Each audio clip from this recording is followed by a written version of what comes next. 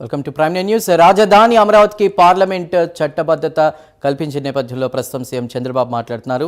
Live చూద్దాం. నేను ఆ రోజు ఎందుకు వచ్చిందో నాకు ఆలోచన తెలియదు, కానీ రాష్ట్రంలో అందరినీ భాగస్వాములు చేయాలి అనే ఉద్దేశంతో ప్రతి ఒక్క ఊర్లో ఉండే పవిత్రమైన మట్టిని, ఆ ఊర్లో ఉండే పవిత్రమైన జలాల్ని,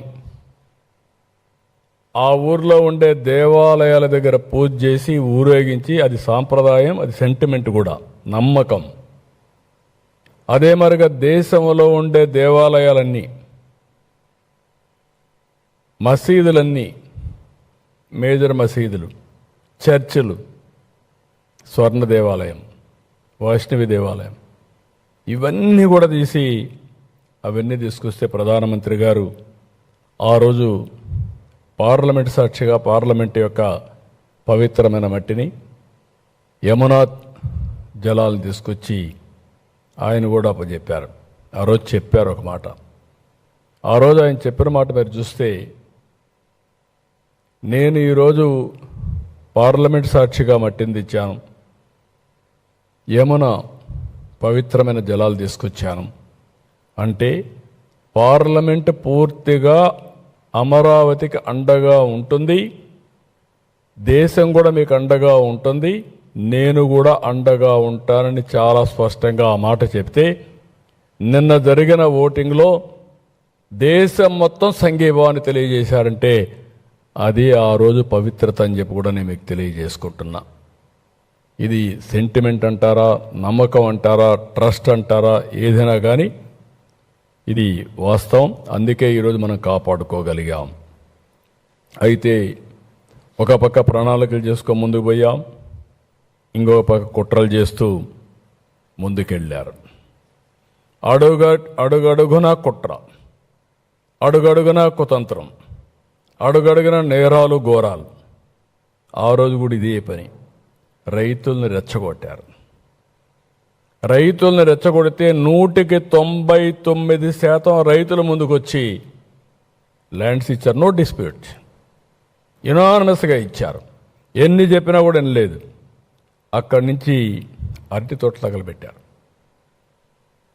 ఎంత దుర్మార్గం అంటే భయానకమైన వాతావరణాన్ని క్రియేట్ చేయడం. నా జీవితంలో ఎప్పుడు కూడా ఇలాంటి తప్పుడు పనులు ఎక్కడ నేను చూడలేదు. ఇంకొక పక్కన వరల్డ్ బ్యాంక్ లెటర్స్ రాశారు. అంటే చాలా ఈజీ అయిపోయింది వీళ్ళు చేసే తప్పుడు పనులన్నీ కూడా కప్పిపుచ్చుకోవడానికి. ఎదుటి వాళ్ళపైన గుడ్డ గాల్చి ముఖాన్ని వేసేయడం, తుడుచుకోమనడం, అవినీతి ఆరోపణలు చేసేయడం. అవినీతి ఆరోపణలు చేసి నిరూపించాల్సిన అవసరం లేదు. ఇలాంటి తప్పుడు పనులు చేసి వాళ్ళకు కూడా లెటర్స్ పెట్టి, కడాన వీళ్ళు వచ్చిన తర్వాత డబ్బులు ఇస్తా అన్నా ఇవ్వనీయకుండా చేసి, ఇక్కడికి వస్తా అన్నా రానియకుండా చేసే పరిస్థితికి వచ్చారు.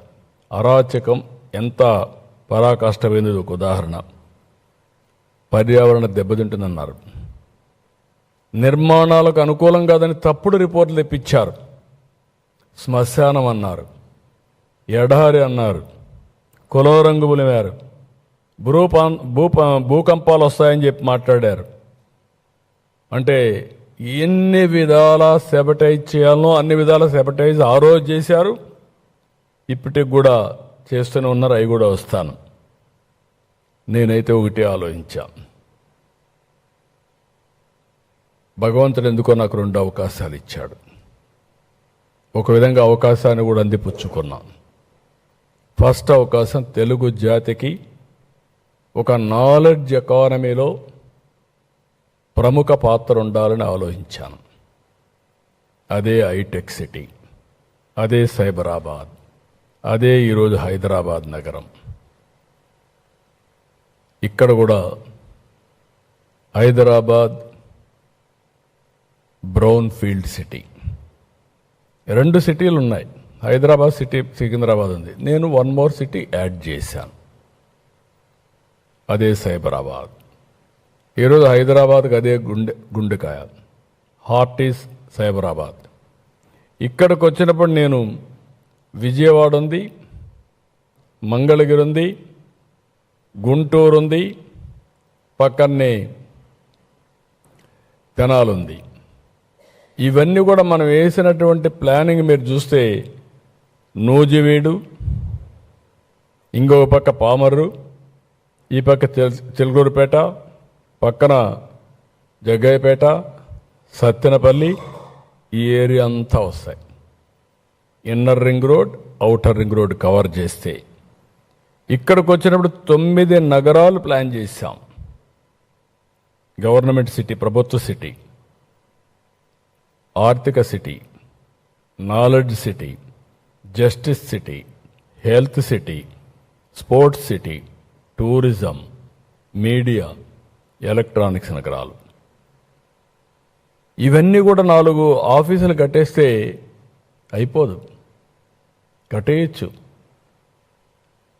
ఒక్కొక్కసారి సంక్షేమం వచ్చినప్పుడు ఏమేమి అవకాశాలున్నాయి ఎత్తుక్కొని తగిన విధంగా ప్రణాళికలు చేస్తే మన తర్వాత కూడా శాశ్వతంగా ఉంటాయనే ఉద్దేశంతో ఆ రోజు చేశాం. ముందు మీరందరూ ఆ రోజు చూసుంటారు, జపాన్ నుంచి ఒక ఆర్కిటెక్ట్ని పెట్టాం. బాగా లేకపోతే మళ్ళా క్యాన్సిల్ చేసి నార్మన్ పోస్టర్ని ఇంగ్లాండ్ నుంచి ఐడెంటిఫై చేశాం. ఫేమస్ వరల్డ్ క్లాస్ డిజైనర్ అంటే Singapore master plan, Norman foster, ఈ యొక్క ఐకానిక్ బిల్డింగ్స్ అని డిజైన్ చేయడానికి వాళ్ళు పెట్టుకున్నాం. ఎందుకంటే ఒకసారి ఇప్పుడు ఢిల్లీలో ప్రధానమంత్రి గారు సెంట్రల్ విస్తా తయారు చేశారు, పార్లమెంట్ కూడా తయారు చేశారు. మనకు కూడా ఈ అవకాశం ఉంది. ఈ అవకాశాన్ని ఉపయోగించుకొని కేంద్ర సహకారం తీసుకొని ఒక మంచి సిటీని డెవలప్ చేయాలని చెప్పి మనం ముందుకు పోయాం. అందరి ఆలోచనలు తీసుకున్నాం. 16,000 కోట్ల రూపాయలు లోటు బడ్జెట్ ఉన్న లోటు బడ్జెట్ తాత్కాలికం, వినూత్నమైన ఆలోచనతో ముందుకు పోయాం. వరల్డ్ బ్యాంక్, ఏడీపీ వంటి సంస్థలు ముందుకు వచ్చాయి. ఇంకొక పక్క దీంట్లో మీరు చూస్తే 30% బ్లూ అండ్ గ్రీన్,